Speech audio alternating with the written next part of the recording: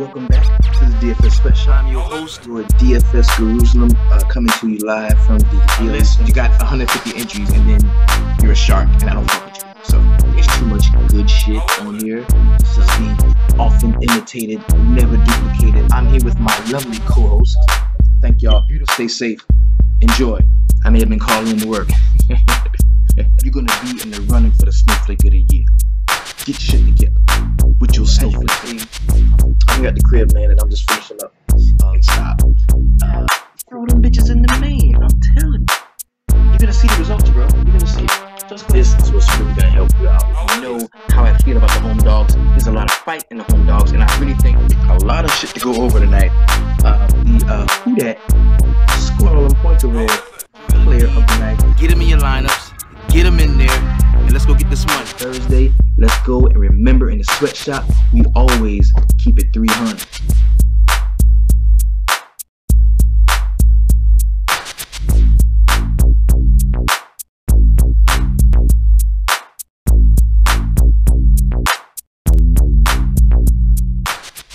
Yo, what is going on?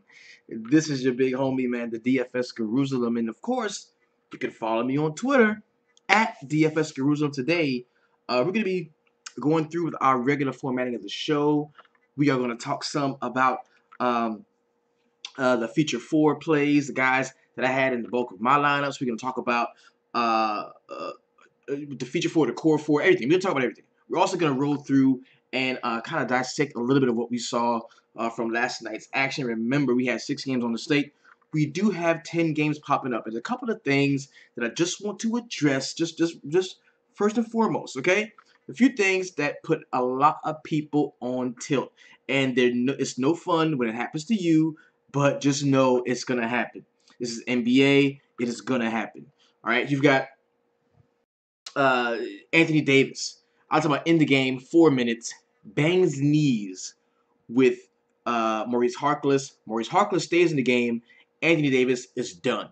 And it seems, okay, Anthony Davis has a weaker knee than every other player in the NBA. Every player that he's ever bumped knees with wins the knee fight. He keeps losing knee fights. He has the weakest knee that I've ever seen on the basketball court. And it's like, yo, bro, you might want to think about hanging this shit up, man. I know you're getting that money, but you might want to think about hanging this shit up. Because that is crazy to be that injured that much all the time. That's crazy. That is crazy. Then there was the Jimmy Butler debacle, buckets, man. This is everybody. Everybody was looking to see how much Jimmy buckets they had. Yo, I had like 8 lines out, and I think I had Jimmy buckets in 2 of them. And also, out of the 4 lines I had on FanDuel, I had Anthony Davis in every line on FanDuel, and I had Jimmy buckets in 1. So that sucked. That sucked. Yo, that is crazy, bro. That's crazy. That is crazy. And a lot of people were high on buckets all day long. I didn't love them as much as everybody else did. Actually, I didn't like them at all, actually. But when I heard how much everybody else liked them, I did get a little bit of them in my lines. It wasn't enough to kill me. It wasn't enough to kill me. But that's DFS, man. That's what it is. And I think, you know, we had a couple of sure things drop to us. And a lot of times, man, we can get so cute and get so stuck in the wrong mindset to where we don't take advantage of value as it opens up. And right before lock, bro, yo, the homie ACP can attest to this, man, because we were in the sweatshop, and the first question we had was, what do we do with the Chicago Bulls and the Cleveland Cavalier game? That was the very first question that we had inside of the line drive. And I'm going to be honest with you, man, I went the wrong way. Everybody else in the shop, they was like, yo, I'm playing LeBron. He's got point guard duties, which I think he already has, because they don't have a good point guard. They don't have one. And so I felt like what we saw from LeBron, him, you know, being kind of timid and gun shy and want to get everybody else involved, that's what we have been seeing. And I was like, yo, I'm not going to go out of my way to play a ton of LeBron. I did have some of them on FanDuel. I have one lineup on DraftKings, but I should have been a lot heavier on LeBron. And everybody in the sweatshop was like, yo, nah, I like LeBron. I'm digging LeBron. I said, yeah, I mean, I understood why. It just, for me, I thought that the game could be a blowout. That's another thing that we talk about, is predicting blowouts. And while you can't so much predict the blowout, I mean, you can smell them when they're coming. Like, the same people that didn't that thought they could play LeBron. They didn't want to play guys from Boston because they thought that game was going to blow out. Well, it did, right? Uh, None of us thought that the Orlando and Brooklyn game was going to blow out, so we were right about that. And you're right. You can't really predict these blowouts. You look at the Pacers and the Minnesota Timberwolves. That game was supposed to blow out the other direction. So let's go ahead, man, and chop all this stuff up. The first thing we're going to do is jump into the Core 4 review. This is where I have a chance to be honest with you, let you know exactly who I played, how I played it, and how it all shaped up for me. So let's go ahead and get that started. Who my Core 4 plays were. All right, so we're going to start. Yeah, it wasn't like a super. It wasn't super sexy. It really wasn't. I'm gonna go hit up. I'm gonna go hit up this graphic and show you exactly who I had in there because it could have been a lot better. It didn't kill you. Didn't kill you if you used them, but it wasn't a situation where I was able to do all the work for you. Like that's not. It wasn't like that. It took something from you. It really did. So check it out. This is gonna be the core 4 plays here.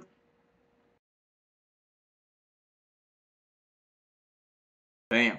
Now, I was really excited about this core of plays too. I really was, man, just because you're starting this off with Ramon Sessions, a guy who I'm very familiar with for a couple of reasons, man. Number one, he played in Charlotte for quite some time. I go down there and I watch a lot of Charlotte Hornets basketball. He was a guy that I felt was one of the better backup point guards in the league. And whenever those guys get that opportunity to come in and play some decent minutes, especially once we heard he was going to be getting between 25 and 30 minutes, we knew that would be a decent place to play. He was a guy that was really good going to the basket. I liked him in this spot. So we took Ramon Sessions, and he didn't disappoint, man. I think, 24.25 DK points, like just exceeded 6x values. That's what you want. You really want 30 from every spot, but 24.6 was decent. Evan Fournier went off. One of the better plays on the board at 6.1K. He went out and got you 49.5 DraftKings points. And hopefully those of you that played him actually prompted you to get a little bit more exposure to that Orlando Magic team, because they all went off except Vucevic. Then there was Kyrie Irving, man, disappointed at 8.7. This was one of the games that blew out. And we didn't have to see a lot of fourth quarter Kyrie. I thought the game may have stayed a little bit closer, but you got to think about it. The game was in Boston, bro. They were at home. They were playing against a very bad Knicks team. I thought that maybe some of the Knicks guys would actually show up to play, and this would be a closer game, but that wasn't it. So at 8.7K, Kyrie Irving, disappointing, man. 35.25 DraftKings points, not a great game from him. And then Karl Anthony Towns, he got off to a very slow start. Righted the ship toward the end of the second half, man. But toward the end of the first half. But the second half was just horrible for Karl Anthony Towns, man. At 8.6K, he finished with 41.25 DraftKings points. And this core cost me roughly 27.4K in salary. So that means at 6 times value, they should have brought back 164.4 DraftKings points. Like that's what I was looking for, 164.4, and that means I'm probably gonna have a really good night. Well, this core only brought back 150.25, so I was minus 14.15 in my rating, which was good for 5.48x, which was good for that. I mean, we had a night where you had AD gone at high ownership, you had Jimmy Buckets gone at high ownership. So if you play this core without those two cats, very good chance that you would have got to the 274 if you're looking at 5.48x for the 50 grand that you got from DraftKings, which is solid. It would have cashed you everywhere. Some of the cash lines are as low right now as 231 DraftKings points. So this ended up being a decent core, not because of the picks and how great the picks were, but because of how the slate shaped out. And you would have had to duck a lot of landmines in order to get the most out of this one. So pretty decent. I don't have a major issue, man. I'm pretty happy about that one. It still should be a night where I don't lose my complete buy-in, but it is not a profitable evening for me, as I did have. We'll see what really did it is, even if I make a couple dollars on DraftKings, I lost my complete buy-in on FanDuel. and that was the AD joint. I had too much AD, and I had AD and Jimmy buckets in a lineup over there too. Only rolled out 4 lines, so that's where I'm at with that one. Now let's go ahead and take a look at the feature for plays of the night.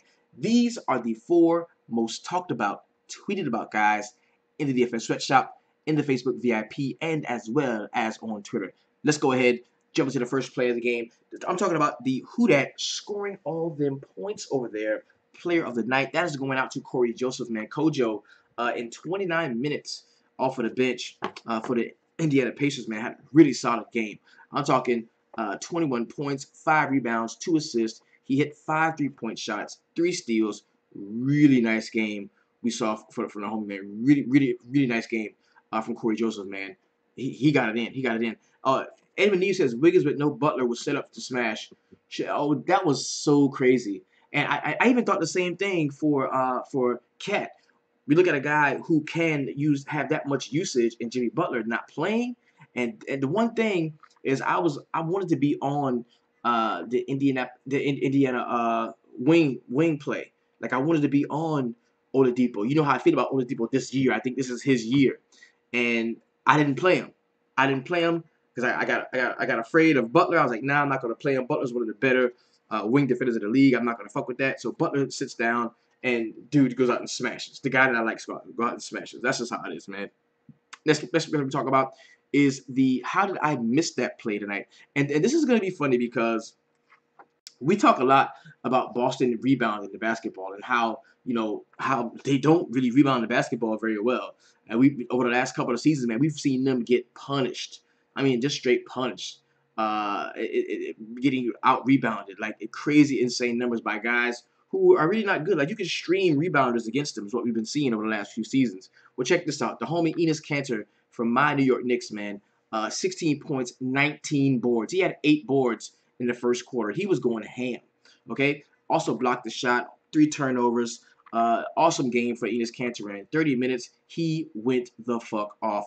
16 points, 19 boards. Pretty solid game for Enes Kanter, and that is why you are tonight's. How did I miss that play tonight? Because guess what? We knew Boston sucks against rebounding. We knew that. We knew that and should have been on it some way. And a lot of us thought that if we played Porzingis, we would have gotten those rebounds, and that just wasn't the case. Kanter, man, really solid game there. Next one is the heat check play tonight, and it can only go to one cat, man. The heat check play can only go to Aaron Gordon at 6.9K. He plays 37 minutes, scores 41 points, grabs 14 boards, hit 5 3-pointers, 2 assists, only 1 turnover. That is mistake-free basketball for Aaron Gordon, man. The highest scoring play on the slate tonight. Awesome. Salute to you, Aaron Gordon. Double O AG. You are tonight's heat check play tonight. And now, this pains me. It does, because we got to talk about that one motherfucker right now. And let me take a sip. This is not strong drink. This is sweet tea. Okay?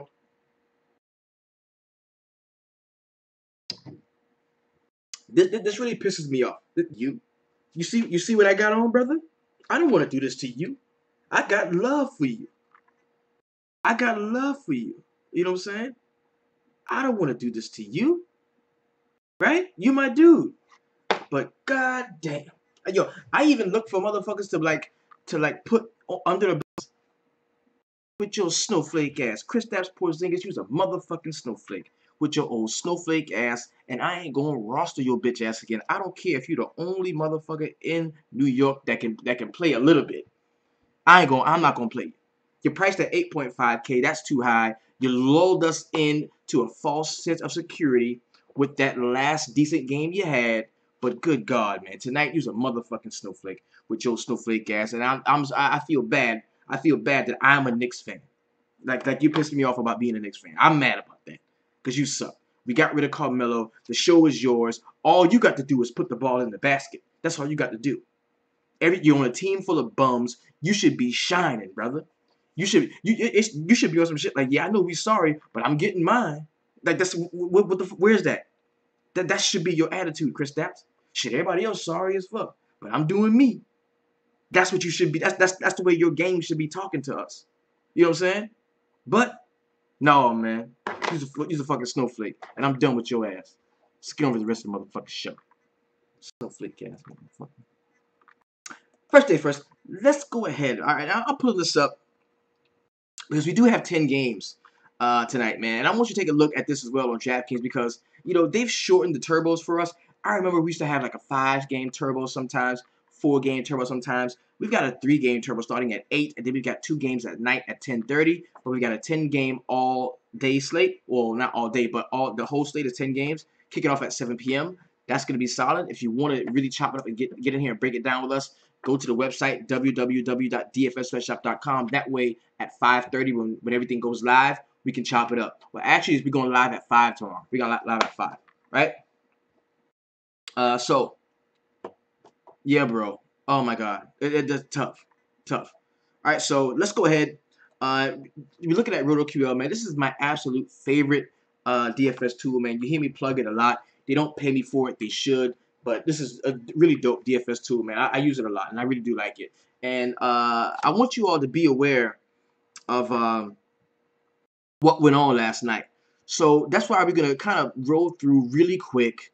Not going to take a bunch of your time. We're just going to roll through really quick just to get kind of a read, right, on exactly what's been going on. Like, yo, if you don't watch the games, bro, you're not going to know who's been doing what. And I think that's something that you gotta pay attention to.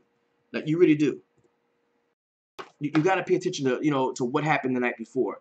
And one dude hit up my video and was like, "Yo, why is it you spend this much time on a recap, bro? Because everybody can't watch the games. Everybody cannot watch the games, and it's important. The eye test is like one of the most important things in terms of NBA DFS, bro. And but the fact that so many people don't get a chance to watch all the games, I try to be that voice for them so that they can understand, maybe with my enthusiasm and my outlook on the slate and how it all shakes out, maybe they can bring a deeper level of understanding to the next person. So first game we got is gonna be Chicago Bulls going to Cleveland and take on the Cavs. And yo, this was not a blowout at all. It may look like it, later in the game it did, but it was no. Chicago was in this game from start to pretty much the end. Pretty decent night we saw from a lot of the Bulls, man. You could have stacked a lot of these cats and did well, man. I'm talking Paul Zipser in 33 minutes had 11 and 7 with 4 assists. Nice. He also hit one of his 2 3-point shots. Yo, the Larry Markkanen kid, he's a rookie, man. He had 19 points and 8 boards. Also had a block shot, but the dude hit 5 of 8 3-pointers. Really nice game there. We saw Justin Holiday for 36 minutes. He had 25 and 4, and also Jerry Grant had 10 assists, 6 rebounds, and 12 points. He was on triple-double watch, man. That was a very solid game. We saw it from him. Denzel Valentine off the bench, 13 and 4 in his 16 minutes. Cleveland, looking at them, man, a lot of disappointments for some of the other cats here. But you look at some of the main guys. You look at, man, Kevin Love in 29 minutes. He had 20 points, 12 boards, 2 assists. Decent. You look at LeBron James, man, 34 points, 2 rebounds, 13 assists. Also had 3 steals while shooting 65% from the field.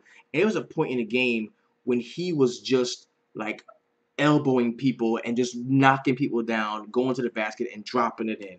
Like, they wasn't calling nothing. Like, and it's his to do that. Whenever he wants to do that, that is exactly what he can do. And it was crazy how big he was looking, like just knocking people down. Like, he had Jerry and Grant on his hip, just throwing them on the floor, turning around and putting them in the basket. It was crazy.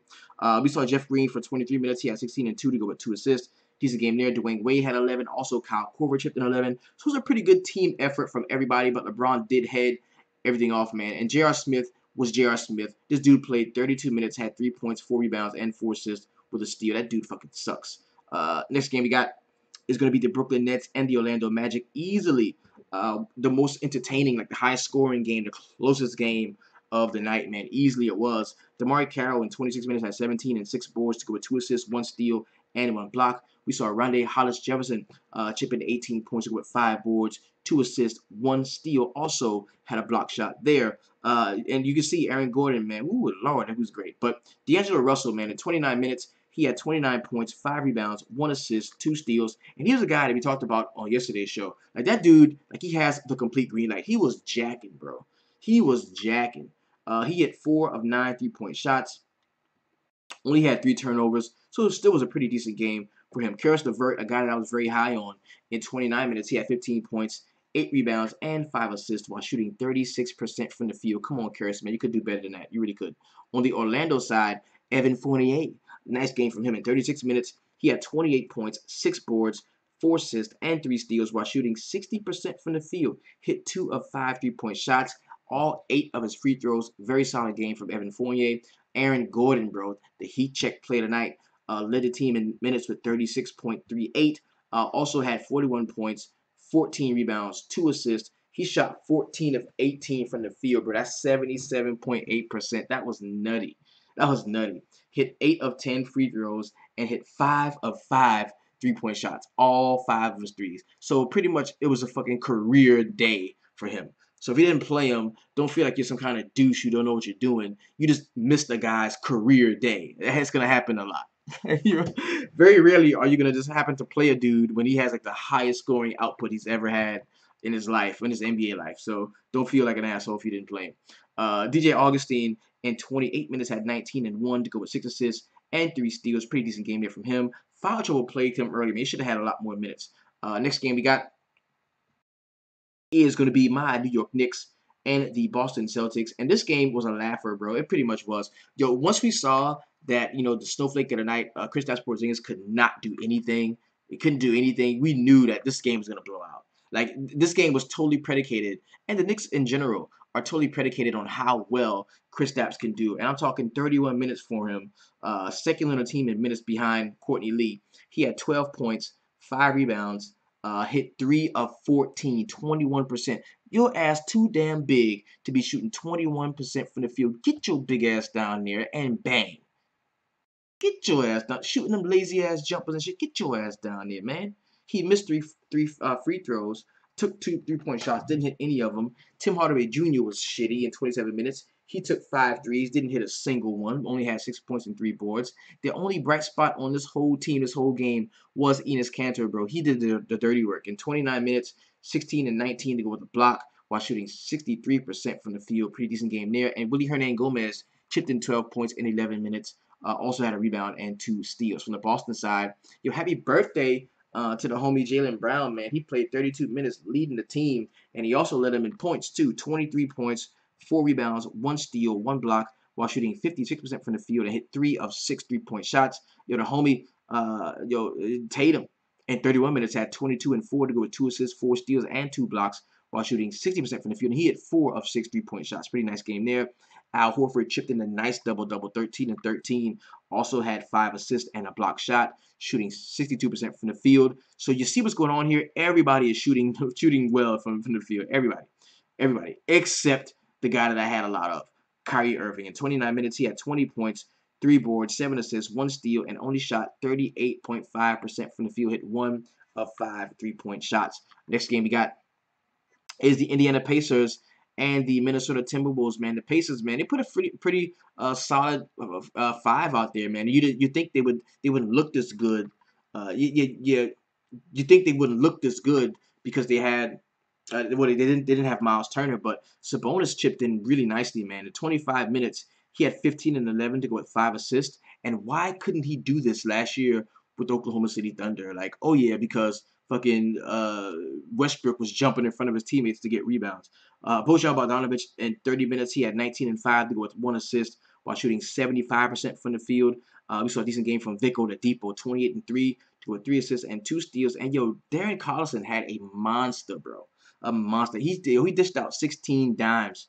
Also had 15 points and 5 boards and had 2 steals. Pretty solid game there. We talked about Corey Joseph, man, the who that scoring all them points over there played tonight.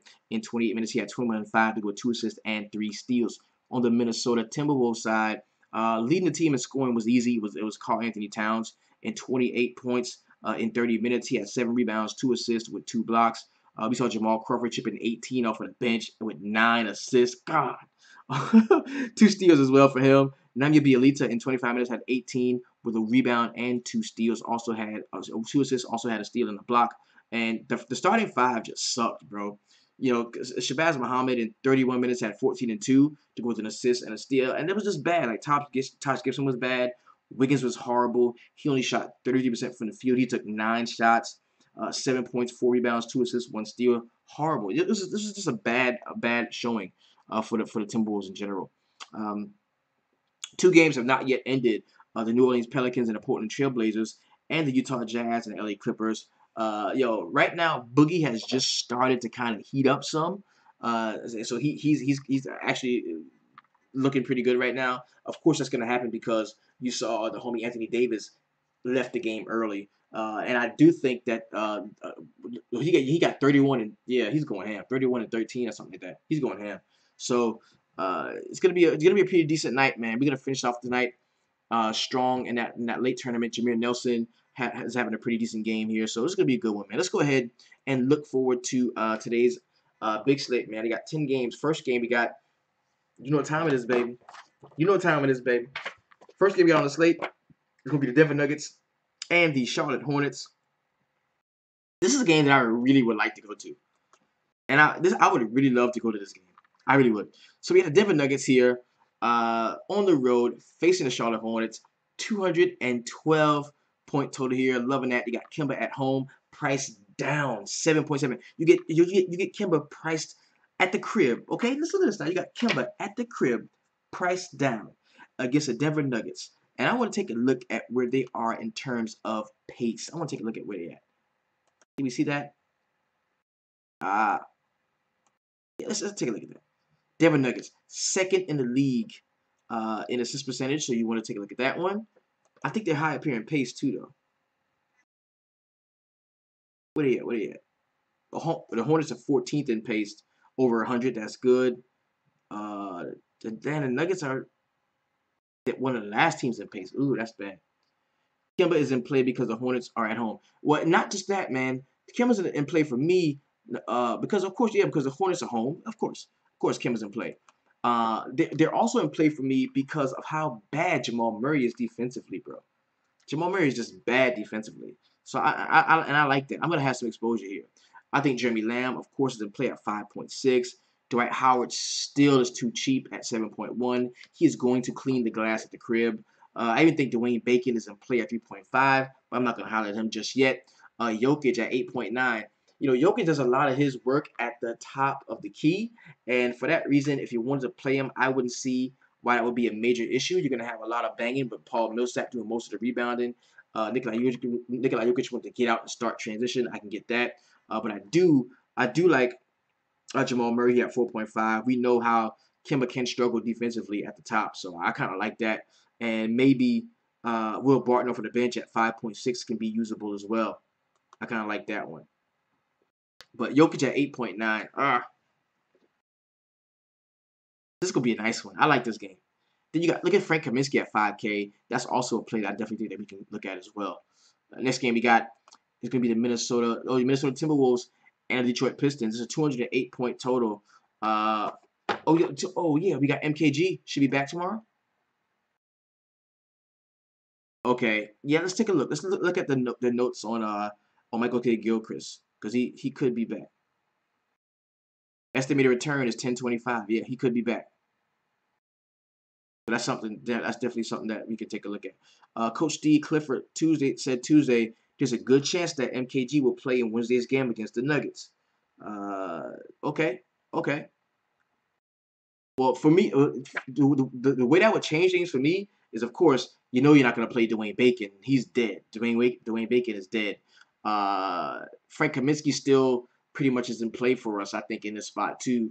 I don't know if he's going to come back to his original allotment of minutes, but you got to remember that there is no Nick Batum, so there is already injury already. There's no Nick Batum. There's no Cody Zeller.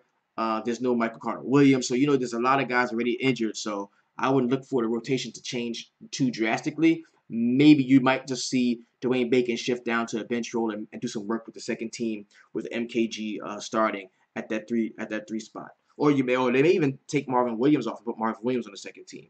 But we're gonna definitely check on that one and see how that all shakes out. And then let's see what that's gonna do. That's gonna take me off of perimeter cats like wing cats like Wilson Chandler at 5K. I'm not really going to be on him, but I think Gary Harris at 5K would be a better play. We're gonna look at that.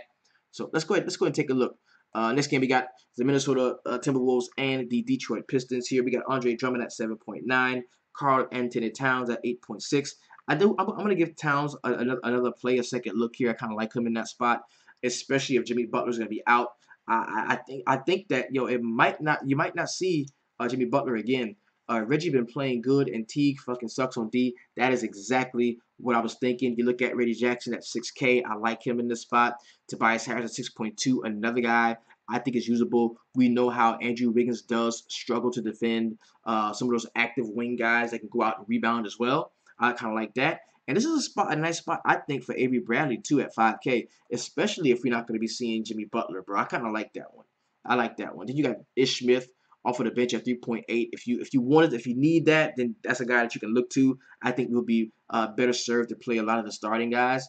But just like last night with the Minnesota Timberwolves, with Jimmy Butler out, you did see an increase in minutes for guys like Shabazz Muhammad, for guys like Jamal Crawford. You saw those guys get the minutes, and that could definitely be their next mode of thinking. It definitely could be. Jeff Teague at 6.2. I don't really love him. Actually, I think Jeff Teague is in play against Reggie Jackson. He is. He is in play. 208 point total, so don't go completely ham with it. You know what I mean? Next game we got. This is gonna be a good one. This is gonna be a good one. This is going to be a good one. I like this one. All right, so we got a 221 point total. You got the Philadelphia 76ers at the crib. The Houston Rockets are giving up 3 points going into Philadelphia. You've got Ben Simmons at 8.8. I'm just playing him. I'm locking him in. I don't give a fuck what nobody say. I am playing Ben Simmons at 8.8. The one thing about that is, and I want you to look at this, okay? Yo, the one thing I want you to look at with this is James Harden and Ben Simmons. These are both guys that, okay, yeah, they're slated to be playing in certain spots. Like James Harden is a point guard, but you know he's not like a conventional point guard. You know that. He's a primary ball handler. The same thing for Ben Simmons. So I don't want you to think that Ben Simmons is going to struggle mightily against the Houston Rockets. I don't think so. But 8.8, that's a breeze. That's a nice price on him. You can look for him being like he's like almost in the running to be like a core guy here. I like him in this spot. All right, Robert Covington at 5.7. I do have interest there in him. I hope that Joel Embiid priced at 8K. I don't love Embiid. I don't love Embiid in this spot because I think Clint Capella is a guy who is very athletic and could pose some problems for Embiid in the low post. He's very active down there, and of course you know that Harden is going to go and go to the hole a lot. So you can't predict foul trouble. I just think that there's other places I would rather go. You know what I mean? I would rather go than Joel Embiid at 8K. There's other places that I would rather go. You know what I mean? So if you wanted to play him, I get it, but I probably won't have much exposure there. Of course, James Harden is in play at 11.6, even though he has not been making good on that. And then you got Eric Gordon at 6K, who's been lighting it all the way up. He's a guy that's definitely usable. This is what I like about Robert Covington. Just had a question about Robert Covington. This is what I like about him. In games where the small forward sees a lot of usage, and you look at Ariza being out in this spot where you don't have Trevor Ariza, so you're probably going to see some PJ Tucker here. Both of these guys are pretty decent wing defenders who should be out on the floor a lot. I would give the edge to Robert Covington at 5.7 over PJ Tucker. So that's kind of like, and actually Ariza is a better defender than PJ Tucker, but I like Covington in this matchup. I do, and I'm gonna highlight PJ Tucker as well because they might want to put him on like Ben Simmons or something. Ariza's out. Okay, yeah, Ariza's out. Yep. This game we got is the Cleveland Cavaliers and the Brooklyn Nets. Both of these teams are on back-to-backs. I don't know if you saw the end of the Cavs game when they were talking to LeBron James. He alluded to having sprained his other ankle, like tweaked his other ankle. So be on the lookout for that. That could turn out to be some type of an issue. He is still moderately priced at 10.4. You get the Brooklyn Nets, who have not been going out without a fight, bro. They haven't been going out without a fight. And I think you see Ronnie Hollis-Jefferson on the floor a lot trying to deal with LeBron James. LeBron's in play at 10.4 easily. Kevin Love, 7.6. You know we can attack the Brooklyn Nets rebounding and in the low post. Jay Crowder at 4.9 is a guy that I definitely want to have some exposure to. We look on the other side, D'Angelo Russell. We talked about him. Green light. He can get it. We know what time it is there. You got Damari Carroll at 5.2, a guy that I think is going to be usable. Him and Jay Crowder are pretty similar players, actually. And then Allen Crabbe at 4.9. I kind of like Allen Crabbe here. And Karis LeVert, if he gets to start, he's a guy that can be in play, most certainly. Next game we got is going to be the San Antonio Spurs and the Miami Heat. There's a good chance that we will not see Hassan. Yeah, Hassan Whiteside should be out for this one. Okay, so that means we're going to go back to James Johnson, the neck 10 at 6.1, who I don't have any issue with. Goran Dragic, he looks like a game time decision, but we're going to get the exact. Okay, and this was 16 minutes ago. It was updated. It was just updated. All right, Dragic is listed as questionable for Wednesday's game versus the Spurs. Ira Winderman of the South Florida Sun Sentinel reports. If it was reported earlier that Dragic would play, so his designation on injury might just be a conservative measure. So okay, so he should be good to play. All right, so since he's good to play, that's gonna take me off of DeJounte Murray in this spot. That's gonna take me off of DeJounte Murray, who I actually liked. I like him anyway. He's just a guy that I like the way I like his game. I like the fact that Coach Pop really trusts him to play, and I think this is gonna bode well here for Josh Richardson at 5.4. I like him. I think that Olynyk at 5.6 is going to see some solid run because we don't have Hassan Whiteside again. Tyler Johnson and Waiters is what they're saying. Tyler Johnson and Waiters. Waiters is a game time decision too. I think he might have an issue as well.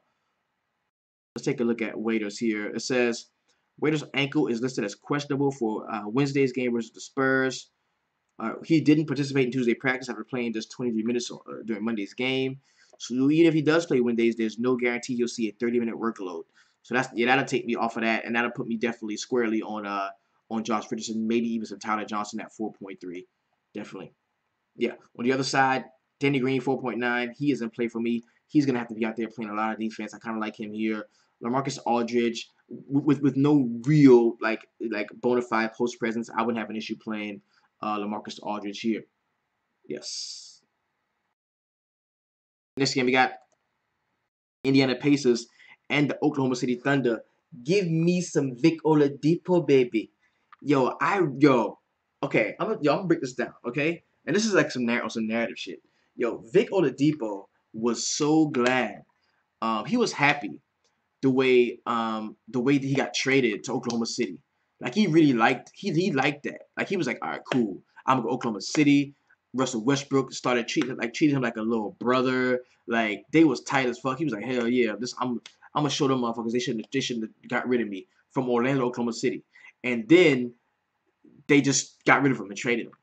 And what Vic says is that really like turned on this killer instinct that he really wants to showcase this year and show teams that like, he's a guy that you should like reckon with. You know what I'm saying? And he got traded for Paul George. So this could work one or two ways. This could work one or two ways. This could be like Vic Oladipo going to Oklahoma City, showing them that they should have never got rid of him. Or this could be Vic Oladipo going to Oklahoma City and Paul George showing him why they got rid of his ass. So that's going to put not only Vic Oladipo in play for me, but that's going to put Paul George in play for me as well at 8K. I kind of like that. Mike Drop says Blowout City. But I like Vic though. I like Vic Oladipo in the blowout. I do. Russell Westbrook 11.4. If I was gonna pay 11.4 for anybody, I just pay up for Harden, a guy who's probably gonna play a lot. Yeah, Collison is definitely in play again at 5.9. Collison is in play not because there's some kind of awesome matchup for him, just because the dude is still under 6K. He's only 5.9. Like he's in play. He's easily in play. And you got Sabonis too. You got Sabonis too. Could be Matt. Yeah, you got Sabonis too. That's somebody to look at. Some of the YouTube fam is saying that they like Steven Adams at 5.8. I can dig it. I don't love a lot about this team though. I don't. I'm not gonna be like a Russell Westbrook guy and I have to play him because the usage just isn't there. Like it's not there for him. Like he's not gonna get 80 points. He's not gonna get big 40-point triple doubles like he did last year. Like he doesn't have to do that. He has guys on the team that can help him now. So it's not gonna happen. And Indianapolis is on the back-to-back. Remember that. Next game we got is the Memphis Grizzlies and the Dallas Mavericks. This is the first sub 200 total, as Boogie has 34 points and 13 rebounds. Woo! This is the first sub 200 total we've had so far, man. And you've got the Memphis Grizzlies giving up 4.5 to the Dallas Mavericks. It's tough to play point guards against them. Mike Conley does such a great job at the top of the key defending the point guard spot. You got Marc Gasol, who nobody can touch from Dallas down low. I like him. Conley's a guy that I can't get behind easily. I think, if you don't have, JaMychal Green still being out, I think that puts Jarrell Martin in play at 3.9. I think today is the day we can go back and take a look at the Dillon Brooks kid again at 4.5. A lot of people are not going to want to play him. I didn't play him the last time. I just didn't feel the spot that he was in. But I think today is a day where we could definitely take a look at Dillon Brooks here. On the other side, Harrison Barnes, 5.2. The price is getting cheaper, but the play is getting worse. I just can't rock with him. I don't really like this game altogether. Like, it's not a game I like. Seth Curry out. Devin Harris is out. This is a game I just don't like altogether. Dennis Smith Jr., a tough matchup. This is something that I wouldn't mind fading this one. I can fade this one. I don't need to play this game. Next game we got is the Utah Jazz and the Phoenix Suns. Ricky Rubio, yes, sign me up for that. Give me that. You've got with Bledsoe out, you're probably going to see Mike James again get the start. He's priced at 4.4. I would not have an issue there if you wanted to play him. You've got Tyson Chandler at 4K. They're going to have to roll out Tyson Chandler in order to get with Rudy Gobert. But Gobert at 7.5 is squarely in play with Ricky Rubio. I like both of those guys together. Even Derek Favors, man, at 5K, somebody that I can consider. I really can. And you know what they say about playing backcourts, what we say about playing backcourts against the Suns here. You can do that. You got Donovan Mitchell, who probably is going to get the start if we don't see Rodney Hood again. But I like Rudy Gobert and Ricky Rubio here in this game, most assuredly. Then you got Devin Booker at 6.9. His usage says that he's playable just because there's no Eric Bledsoe and somebody's got to shoot to take all of those shots.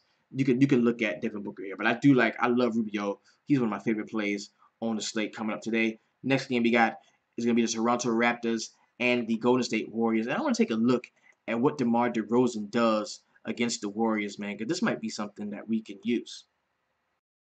I had a feeling he had a couple of good games. 52.25 and 47.5 his last couple of games against them. He gets up to play them, man. That was a stomach bug. He's not very sick. He's not like injured or anything. I like him. You got Kyle Lowry, who also has had a couple of decent games against the Warriors too. 57 and 43. This is a day where I say fire him up, Lowry and DeRozan. At some parts of the season, I'm gonna be like, just fire up Lowry and DeRozan. I think this is one of those games where you can play them both. I really wish that we had some Jonas Valanciunas, but hey, maybe that may even be a good thing, because when you start the game off with Lucas Nogueira, if he does play, I know he's a game time decision, or Jakob Poeltl. Those guys are a little bit more athletic than Jonas Valanciunas, and when Golden State goes small, they should be able to stay there. But I like DeRozan and I like Lowry. I like both of them. On the other side, I think Kevin Durant jumps out to me like a sore thumb at 9.5. I kind of like him. I think that Steph Curry at 8.7. It could be a decent play because we really thought that Kyle Lowry was going to shut down DeJounte Murray, and DeJounte Murray hit him up for 16 and 15. But DeJounte Murray's a different kind of player than Steph Curry is. So maybe we don't have to go there. But I think Kevin Durant would be a nice one. Kevin Durant would be a nice one. Last game on the slate is going to be the Washington Wizards and the Los Angeles Lakers, bro. That big homie John Wall is back on deck.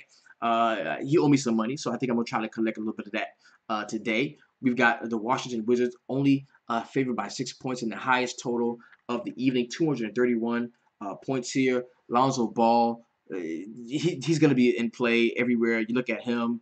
Barolo at 6K. I think that's a play that you can actually look to. Martin Gortat is pretty soft, man. He's not like actually. Give me the Gortat. You remember last year what we would do? What we would do last year? We would hunt for Brook Lopez and whatever center was playing against him and just play the dude. And that hasn't changed. So you got Martin Gortat. You could definitely 5.5. You get a $500 discount. Where he's probably going to be on the winning team with the better ball handlers and make more plays. I like Gortat here. I like Gortat over Brolo here. I like that. Otto Porter at 5.9. He is still priced under 6K. Definitely a guy that you want to look at. John Wall, 10.2. Very usable to me. One thing I want you to recognize is you do get Jason Smith back. I don't know why they would even fucking start that dude. With the way they've been playing with Kelly Oubre Jr., unless it's on some wanting to regulate between the bench and the starters, and you want to have a really good guy to come and lead the second team on some Kelly Oubre shit. If it's that, then it's cool. But if not, it's stupid to even play Jason Smith and start him and then have Kelly Oubre come off with the second team. I don't like the way that goes. Lonzo and Wall together is what I'm feeling. Yeah, I think I get there. Lonzo Wall. Yeah, all right. We got a lot of Lonzo Wall lineups. Brandon Ingram at 5.2. Somebody who I am looking at as well. And of course, you see Kentavious Caldwell-Pope at 4.7. That's why I don't really love Bradley Beal, because if KCP gets to start, and him and Bradley Beal could kind of cancel each other out some. Because they're both pretty good defenders, really good defenders, actually. And Larry Nance Jr. at 4.8, not a player that I particularly love. So this is going to be a good one, man. Jeremy Ladd says Beal goes off in this game, so I'm going to highlight him, man. If you say, I'm going to highlight him. So I'm highlight Bradley Beal here. But for me, I like John Wall. I like Otto Porter. And I think Gortat is a really solid play here. So we've gone through all of the games. We have developed our initial player pool, man. Going through some of the FanDuel, the actual FanDuel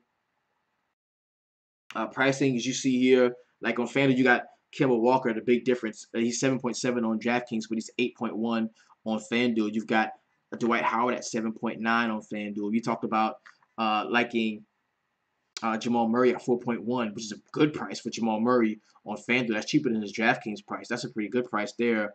We're gonna roll through. Just take a quick look. You got Towns at 10.1, which is usable against Drummond. I would say, Drummond does give it up to the center spots. As you know, Drummond don't play no defense. Yeah, KCP, bro. Yeah. Reggie Jackson at 6.9, a little bit priced, a little bit more up over here on FanDuel. Jeff Teague that's at 7K. What the price on Harden is 11.6. So he's very similarly priced. Ben Simmons the same price on FanDuel, the same price on DraftKings, and that kind of locks him in on FanDuel. You got to play Ben Simmons at 8.8, bro. On FanDuel, you do. You got LeBron here, priced at 10.7. That's still usable. You got Love, Crowder, decently priced. DeMar Carroll here. Oh, this is RotoQL, man. Really solid site. San Antonio, Aldridge is priced at 8.9. Dion Waiters, ooh, that's too much on FanDuel. Josh Robinson is 6.3 on FanDuel. That price is getting up there some, and it deservedly so. Deservedly so. So you got Vic Oladipo on FanDuel is 7.8, kind of like him. Cousin is at 6.5. Yo, Russell Westbrook is under 11K. That might be trappy.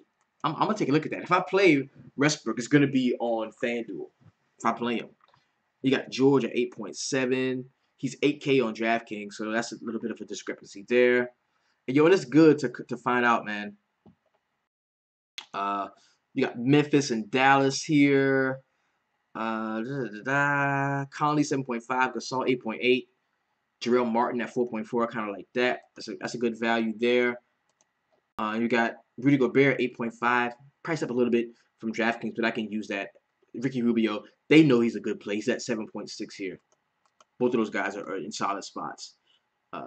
Mike James at 4.3 on FanDuel. He's 4.4 on DraftKings. That's usable. I love when you find those type of. I love when you get those type of joints. You know what I'm saying? Where the guy that you like is priced less on FanDuel than he is on DraftKings. Because usually people cost more on FanDuel.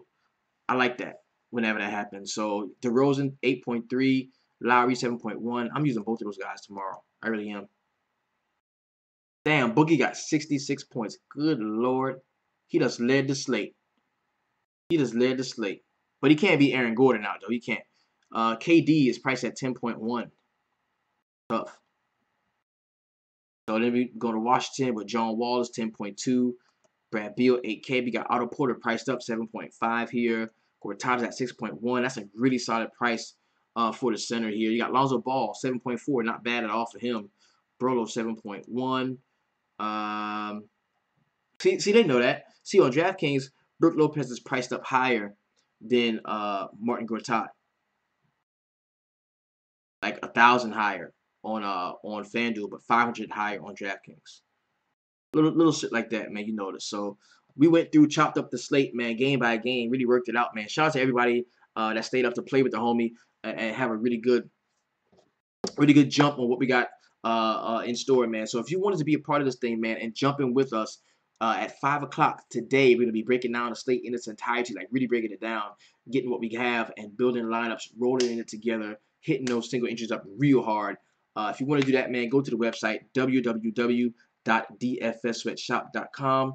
Let's get it in, all right? Much love to you all, man. Y'all have a wonderful and profitable evening.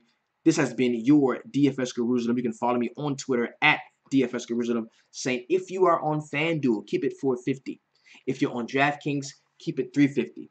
You're rocking with me. We keep it real, we keep it honest, and we always keep it 300. Peace.